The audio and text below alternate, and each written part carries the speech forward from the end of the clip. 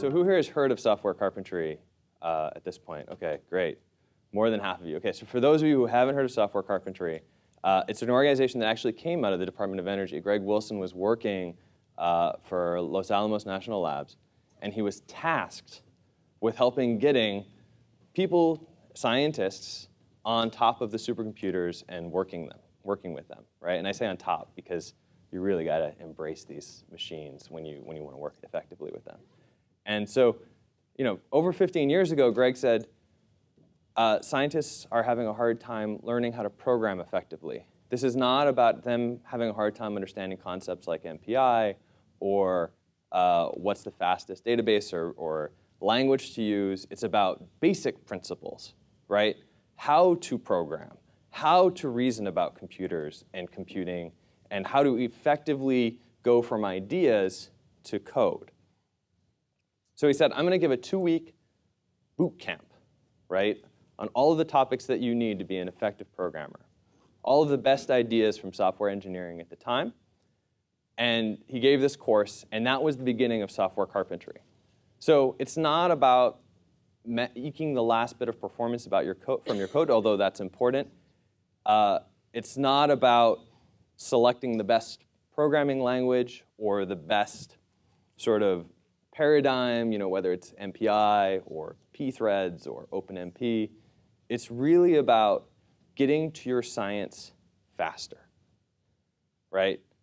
Speed to science, I think, is probably a term that you guys have used or are talking about. So by hook or by crook, whatever way you need to, getting your scientific results as fast as possible. So since then, Software Carpentry has sort of formed as a nonprofit. It's funded by Sloan, the Sloan Foundation, and it's supported by the Mozilla Science Lab. So Greg is up in the Mozilla offices in Toronto. And in the last couple of years, Software Carpentry has really exploded because instead of just Greg teaching, he's invited a lot of people who really care about this to join him as instructors and then give these workshops now in a 2-day to 3-day format, basically all around the world. So I've taught these in the US, I've taught them in Europe, I've taught them in the Middle East, I've gone down to South Africa and I taught one there. And so I've actually taught a lot of software carpentry camps all over the world. And I've helped train scientists, not just people who are using supercomputers, but scientists who are just trying to compute at this point, how to use supercomputers more effectively. So Chris and I, Chris is in the back and he'll be talking in the second session, have also taught software carpentry together. We've taught it within the Department of Defense, which is where we both work, which is the US Army Corps of Engineers. And we also sort of use these principles in our daily work, in our daily research. So for us, software carpentry is about sharing what we know, but it's also about improving our own sort of game, so to speak. This lecture is CC BY.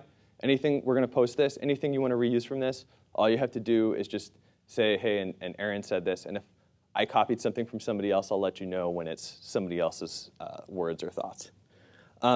So again, the idea here is that in 30 minutes, we're going to cover the space of the best ideas for how to work or how to program effectively. And hopefully you are using all or almost all of these. But if you are not, you must find out what it is that you are not doing in this 30 minutes and then figure out why you're not doing it.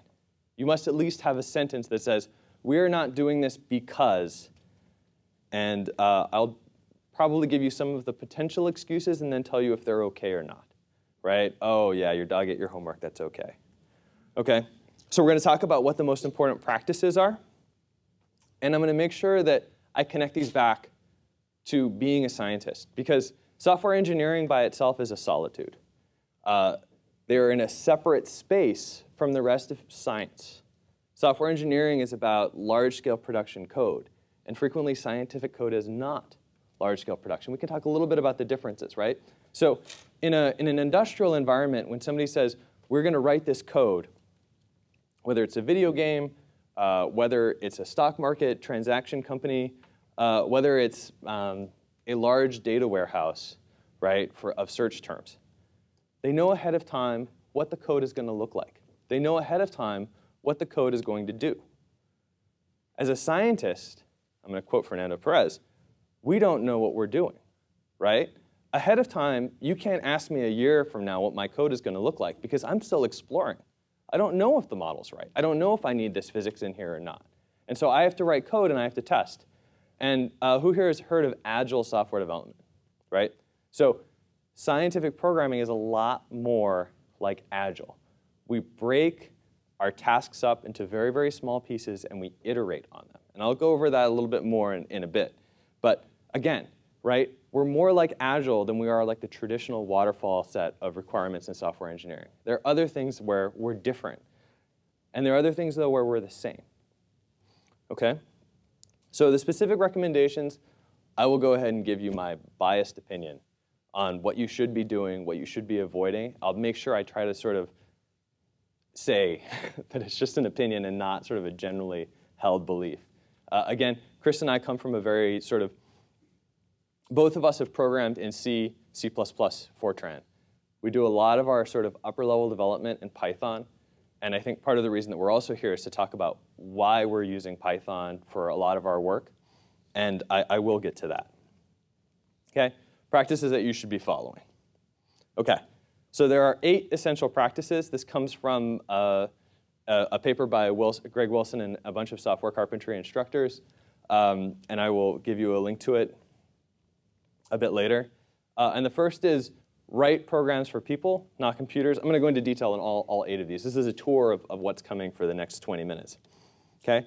Let the computer do the work. Make incremental changes. Don't repeat yourself. Plan for mistakes. OK. I changed this. The original bullet point from the paper was optimize later. I changed it to design flexibly for performance, build accessibly for correctness. OK? And that's really 2 bullet points, and I had to cram it into one because I was replacing one. But we'll talk about what both of those things mean in a bit. Document design and purpose, not mechanics. There's a time and place for documenting mechanics. It's not in your source code generally. And collaborate, right? This last one, I mean, is almost 50% of this thing. None of us are writing hero codes anymore. None of us get to start in our PhD, year 2, we start with this completely blank slate, and then 3 years later, there's 100,000 lines of Fortran 90 code and a PhD dissertation. Nobody gets that anymore. Or if you do, you're doing horrible things like copying and pasting entire libraries into your code, or inheriting other codes that you're just sort of swallowing. That's a really bad thing, right? Which one does it violate from here? It's violating dry or don't repeat yourself.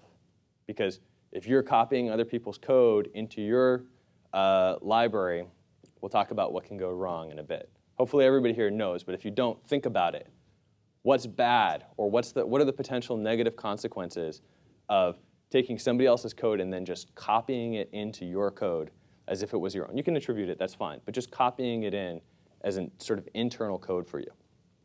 There are advantages to that too, but there are disadvantages that we'll talk about. OK, piece 1. Write programs for people, not computers. What do you think this means? Go ahead. Readable. OK, great. The code has to be readable. What else? We're not there yet. Modular. Say again? Modular. Yeah, computers like modules too, but people really like modules. Yeah. Usable. Great. Great. All of these things. So one thing about humans, we're not as smart as computers, right? Our L1 cache, or sort of our number of registers, is about 10. So computers have 30 registers. Some of these crazy Spark processors have over 100. We don't have that many registers. We can't hold that many things in our head at once. So you have to break your programs down so that somebody looking at your code is only keeping track of 5 or 6 things. If they're keeping track of more things, guess what? They're not keeping track of them, right? And you're probably not keeping track of them either. This is an easy one. Make names consistent, distinctive, and meaningful. Result 1, result 2, temp, foo. Those are all things that don't really belong. Temp actually can, but foo and result 1, result 2 are sort of a bad way to go through things. Code style and formatting consistent. Who here works with a library or a set of code where the entire library is completely consistent in casing 1? Okay, 2.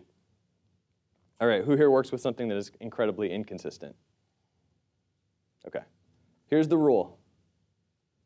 If you are going in and you're modifying code, right, you're refactoring, you're not necessarily changing, but you're improving the state of the code, it does not, the entire library does not need to be consistent. But try to make, for sure, functions consistent, right? If you rename one variable to one style or you have a style that you've decided on, try to make sure that entire function is consistent.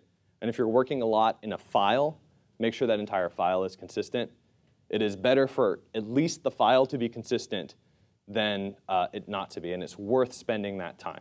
Okay, there's the opinion. It is worth spending time to make sure the entire function is consistent, because you will slow down other people and yourself. You will be less effective. This has been scientifically measured. You will slow people down if your formatting is not consistent. All right, number 2, let the computer do the work. What do people think this means? You guys have been spot on for 1. What does 2 mean? Don't do the compiler's job. Okay, interesting. I have not heard that point, but yes, that's very true. If you can give the compiler a piece of code and it can do a better job than you, then let it do the better job. It's funny. A lot of compilers are really, they're really conservative with registers. And so a lot of times you'll figure out a way to use all 32 registers in, like, say, a Blue Gene chip. I guess they may have, I think they're 32 still. Whereas you'll know how to do it. But certainly on an Intel CPU, not the Phi type, but just a regular Intel type, it's very hard to beat the compiler, right, once you've just done a basic job. OK, what else?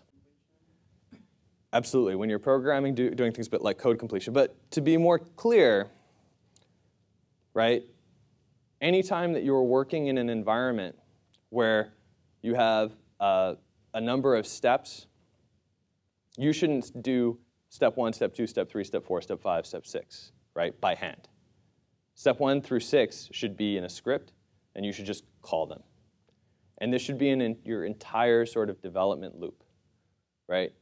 If you have a paper, and the paper has a hand-generated figure, right, or a collation of results. OK, wait, this is a thing. Pause. C, C++, Fortran. And I asked about MATLAB and Python, and some of you raised your hands. For those of you who don't use MATLAB, Python, or Mathematica, how do you create graphs from your data? What? GNU-plot, totally legitimate. That's a programming language. So anything else? How do you create them? Is anybody using Excel? It's OK. It's OK. Anybody else? TechPlot? OK, great. OK, OK, great. Can we say again? What was in the back? R. Great. Great. OK. When you create this figure, however you create it, there should be a set of instructions for recreating that figure. Ultimately, it is much better if they are programming language instructions. So you can go from input data to analysis to the figure to compiling your paper, because we're all using LaTeX, right? OK. To compiling your paper to the camera-ready proof, right, with a press of a button, right, just by hitting the Enter key or running your script. Who here has a fully reproducible paper like that? OK. Save recent commands in a file for reuse, right? So use a history file. Bash, by default, has a history file. Is anybody not using Bash on the supercomputer? Anybody? C shell? Anything else? Use a history file. And again, use a build tool, right? So use make, not just to build your code, but to automate your workflow. When I said earlier that you should be able to press a button and go from all your data to the paper, that is very much a makefile thing, right? Where each piece is a dependency that's been specified. All right, Make incremental changes. What is that? Test frequently. OK, we'll get there. That's actually programming defensively. I'm sorry, these bullet points all sort of merge together when you have good programming technique. They all sort of play off of each other, right? Make incremental changes means don't assume that you can just sit down and write an entire library, right, in 3 months of work or 2 months of work. Break up your units so that you always have a small task ahead of you, right? It should be an hour-length task. That's the ideal size of the next thing you should do.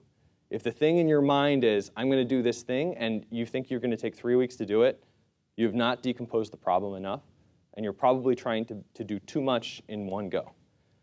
Okay? So this is supported with frequent feedback and course correction. And I'm going to talk a little bit more about what that means. You should be checkpointing. Who here is, OK. I'm not going to ask you who here is not using version control. If you are not using version control, that needs to be fixed today. Like today, come talk to me. I will get you set up with whatever version control system you want. I don't care if you don't like Git or you don't like SVN or you don't like HG. We'll find something for you. You should absolutely have your code under version control. Okay? And put everything that has been created manually into version control. So if you hand edited a figure that came out of your data, that goes in version control. It doesn't have to if it's automatically generated. But if it's a hand-edited anything, it goes in. Okay? So a little bit more about how to version your stuff, right? So for the non-code stuff, just the documentation, just the basic ideas, use a wiki, right? Because they are versioned. There are Git-based wikis if you want them. That's the one I use. I use a tool called Golem. You're probably familiar with it if you use GitHub. That's the wiki that's used on GitHub. I use the same thing just on my computer. I access a web browser, and I have access to all of the stuff that I run, and it's Git-backed. Okay? For your own personal notes, use a wiki. For working with a group, use a wiki, right? Take advantage of this. Okay. Version control is for checkpointing and collaboration. That means you should be using a version control for all code development. You do not have to be collaborating with other people to be using version control.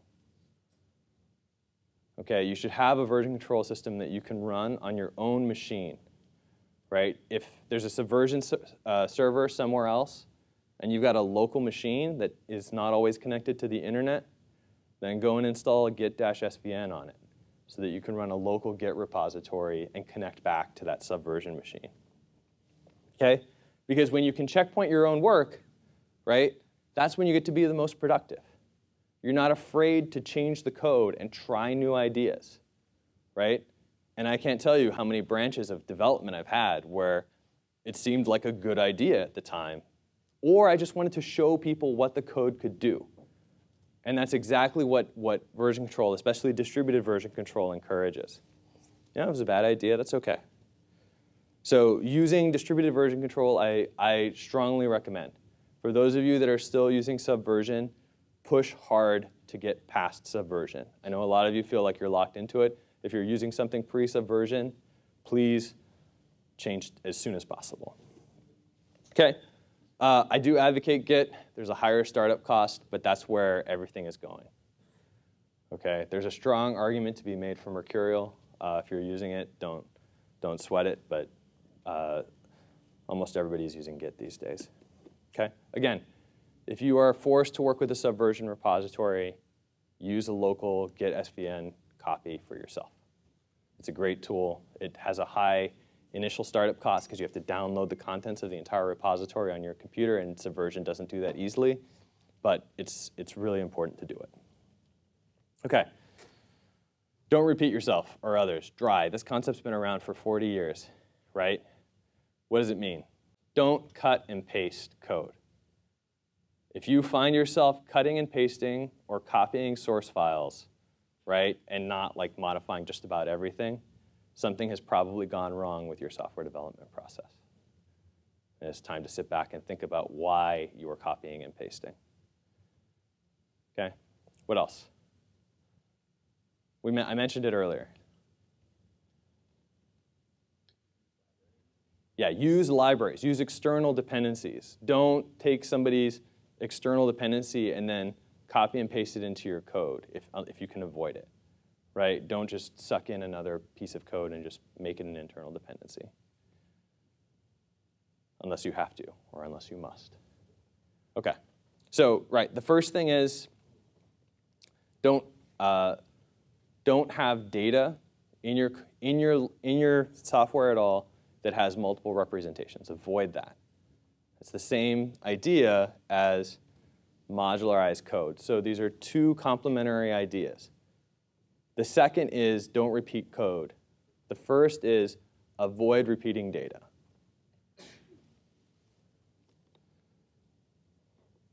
And I think in HPC, if you're using C, Fortran, C++, it would be somewhat uncommon for you to have multiple representations of your data because we worry about memory usage on these machines. But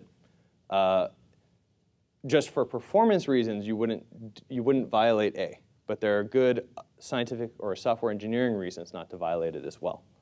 And the whole general idea here is that if you have repetition in your code, right?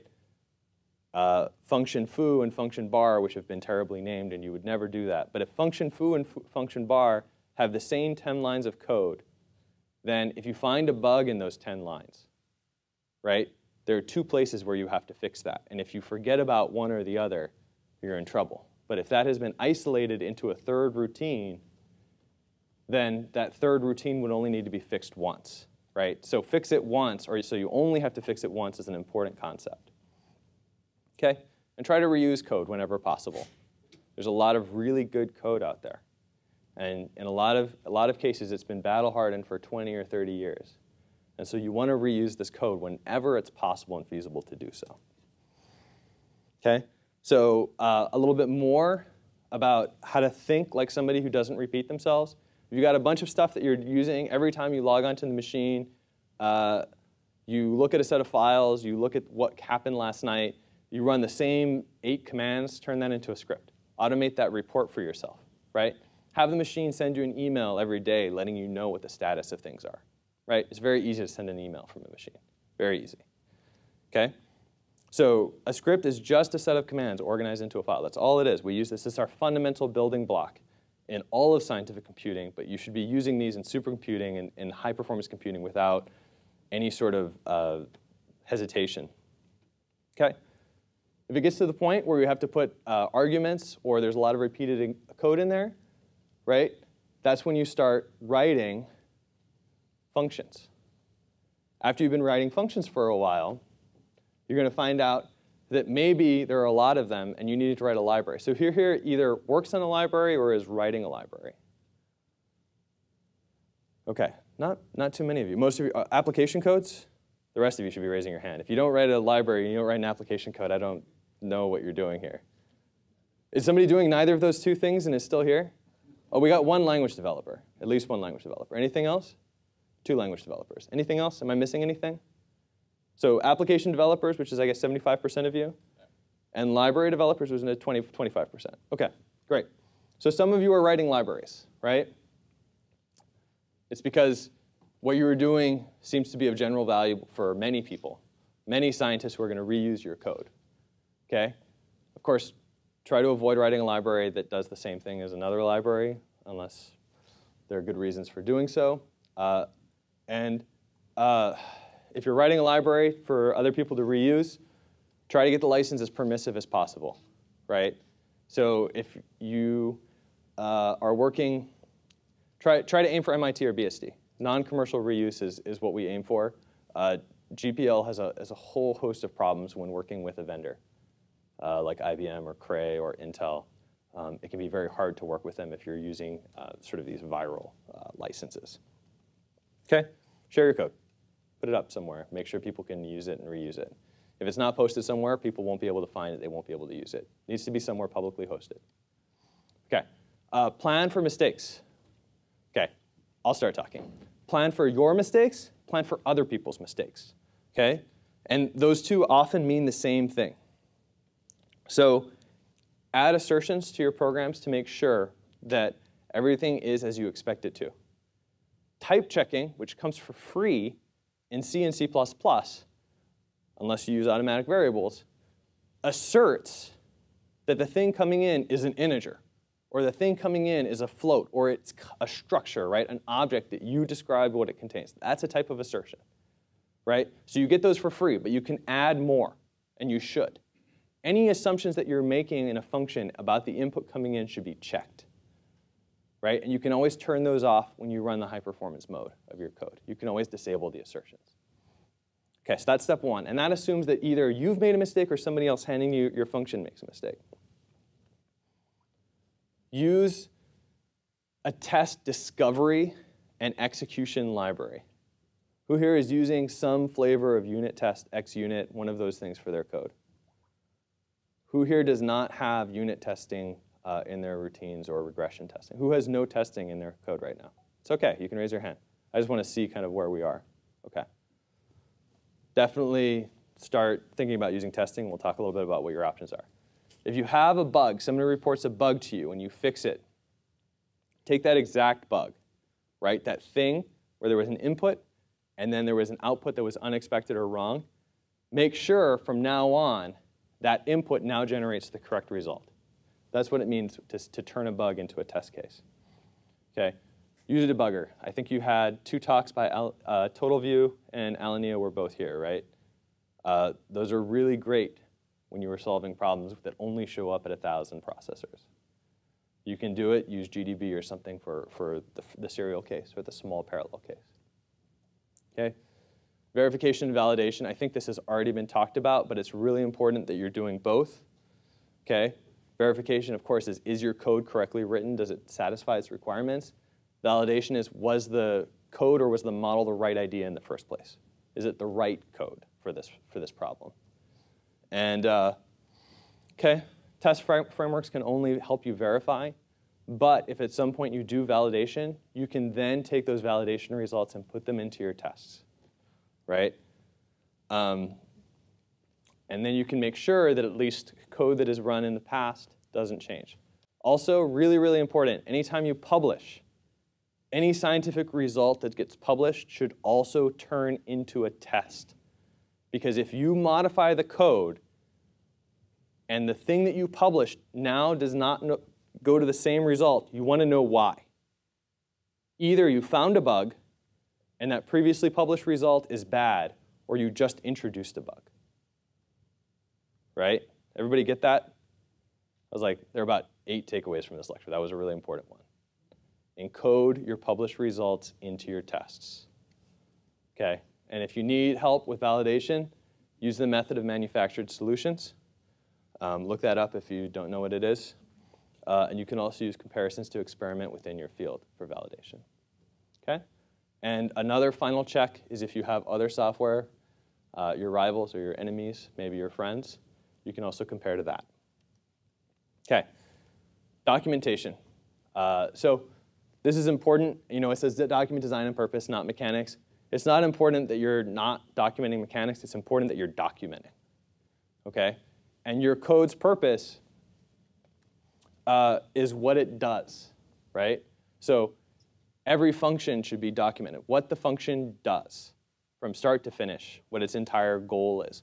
What comes in, what goes out, right? If you get to a piece of very tricky functionality in your code and you cannot easily describe it, what should you do? Break it up. That's a sign that that function is too complicated. Sometimes you will find that it's not, you can't break it down anymore, right? It's the crazy implementation of DG that took you 2 weeks to unravel and figure out. It's maybe 150 lines of code, but there's no more breaking up that can be done. Leave it, put a long documentation block describing it and why it's as crazy as it is, but it's okay to have a little bit of crazy in your code. What you don't want is a lot of crazy, right? Manage the craziness and the level of complexity throughout your code, because 90% of your code should be very easy to read and very easy to understand, right? And another trick, if your functions are well named, your variables are really well named, the amount of extra documentation you need to do for most scientific projects is minimal.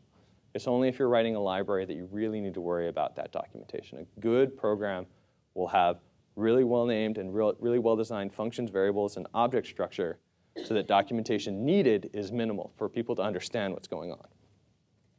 Okay, again, refactor and preference to explaining how it works, and embed the documentation, right? And that means that you should be using comments in the code to accompany or describe what that code does. We'll talk a little bit more about how you can generate documentation from those comments.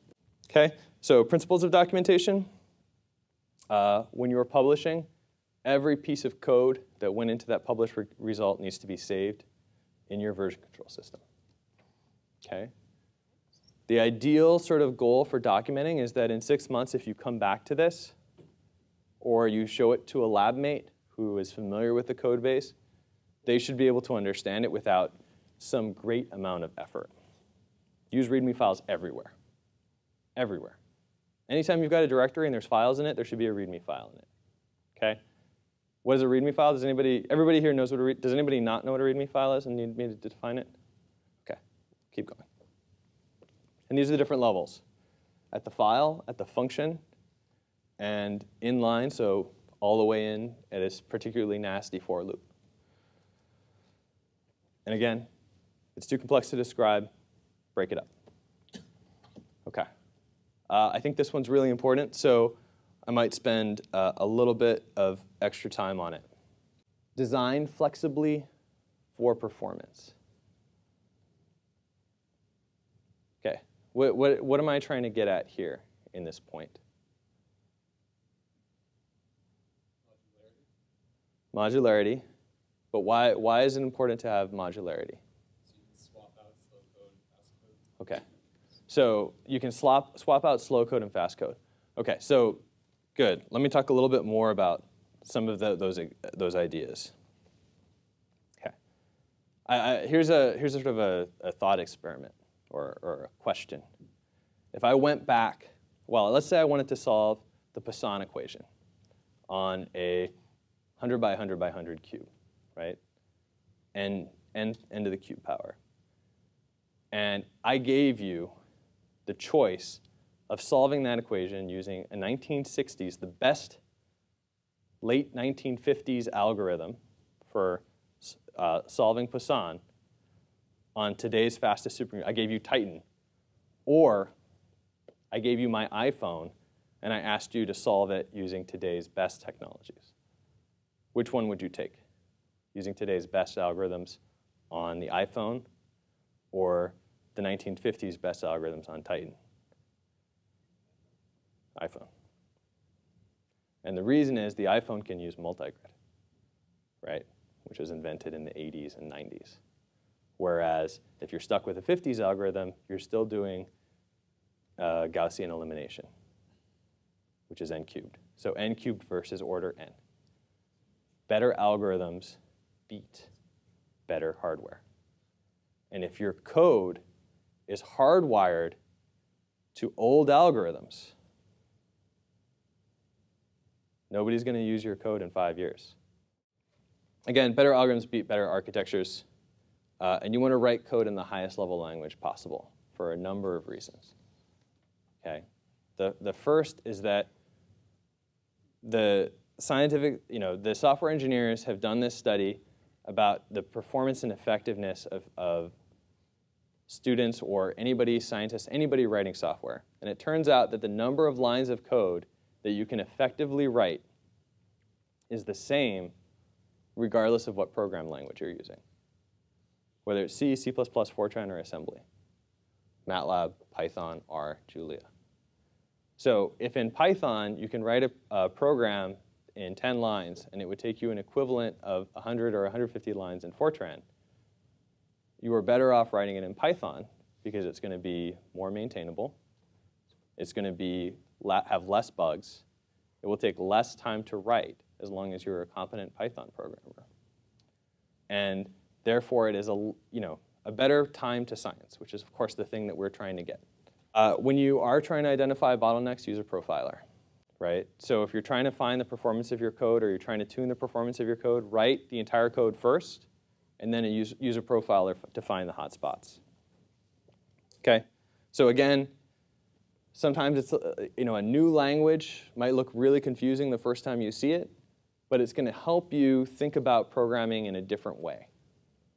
Okay, and you'll learn faster by working with other people and with pair programming, and we'll talk about that in the very end.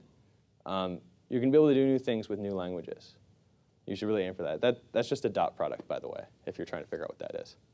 I have a comment regarding what you said earlier, that writing the highest level of language, right? Language possible. Yeah, I just skipped past that to see if you guys were paying attention. Well, and you mentioned, writing Python because it's going to take the same amount and so on.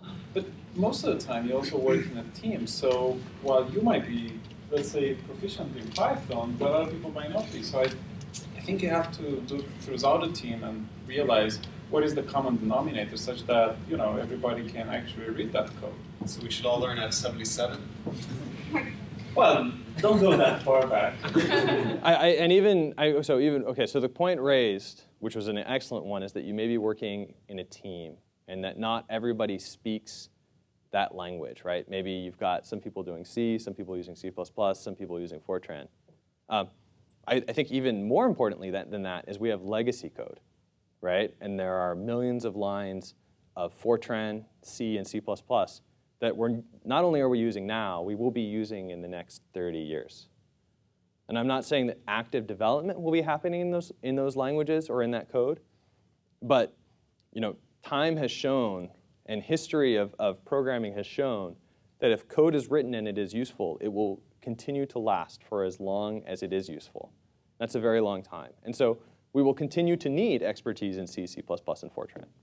So why would I advocate using Python or another language? This isn't just Python. This is just some high-level language. I'll say Python for now for a couple of reasons. First, new students coming in, new people working on this code are more likely to know Python than any other programming language. It is the most dominant language being taught in undergraduate computer science courses today. Okay, so they're more likely to know it than another programming language. Second, Python has versatility, and it can be used in more contexts than just scientific programming, and that also plays a big advantage for it. You look for where Python, or say C is used in system programming. It has that versatility. C++ is used in visual or sort of GUI development and all of these other places. It's one of Microsoft's main languages. It's used in a lot of places. Fortran is only used in scientific computing. By the way, if you're looking for sort of a next replacement or a successor to Fortran, keep an eye on Julia, right? Very, very similar syntax, but it has a lot of the same advantages that Python does. Good. Use a domain-specific language if you can, right? So use a language that has been targeted or specified for you. And what's a great example of a domain-specific language? Fortran, right? If you are doing numerical linear algebra, Fortran is an excellent programming language because it makes a lot of concepts from matrix sort of theory or analysis, any of these basic things, very simple commands, right? Doing a matrix multiply in Fortran looks like A times B, right? Trying to do that in C or C++ without a little bit of background or another library is really hard. So aim for tools that make things easy. That's like the big goal here. So if something looks like 10 lines of code in this language or with this library, try to use it, as long as that minimizes other costs. Okay? Use REPLs, use interpreters when you can. Anytime you can, use an interpreter for development. It will make your turnaround cycle faster. And so if you can use something like Python or Julia, if you can use an interactive session on the supercomputer while you're developing, do all of those things. Because these things have a slower turnaround. By the way, C, C++, Fortran, you can still treat them with a REPL. How do you do that? You can either wrap them with another interactive code like Python, or you can use a debugger. Because a debugger is a REPL environment for compiled code. Last bit, collaboration. Use pre-merge code reviews, right? Before you modify the code, before somebody commits something to the repository that's the master branch, look at the code, talk about it, make sure that you understand what's going in. Use pair programming all the time. Okay? Latest research coming out of Georgia Tech, pair programming actually helps you learn faster. So if you're trying to come with a new concept, you're trying to learn a new language because everybody on your team uses it but you, or you're trying to learn a particularly tricky bit of the physics, sit down with somebody else. Pair programming means 2 people, 1 keyboard, 1 monitor, 1 mouse, right? 2 chairs. Okay, so use pair programming to speed things up.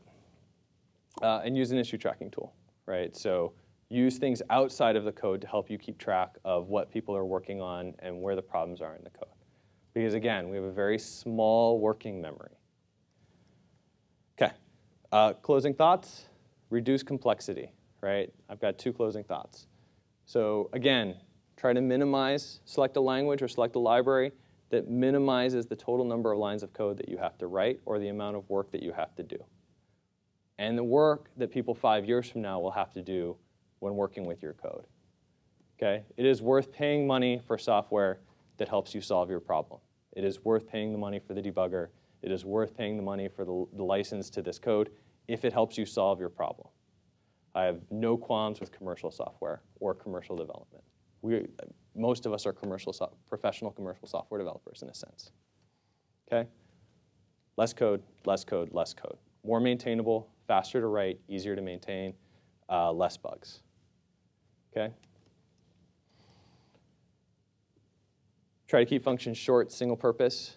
The ideal length of a function printed out is maximum length is 1 to 1.5 pages of printed out code in regular font, if that gives you an idea. So like 100 to 120 lines. Okay? And aim for reproducibility. I sort of touched on this earlier. But the goal of a scientific publication is to describe a new result or approach and then convince other people that it's useful. And if your code has reproducibility, it's going to help both of those goals.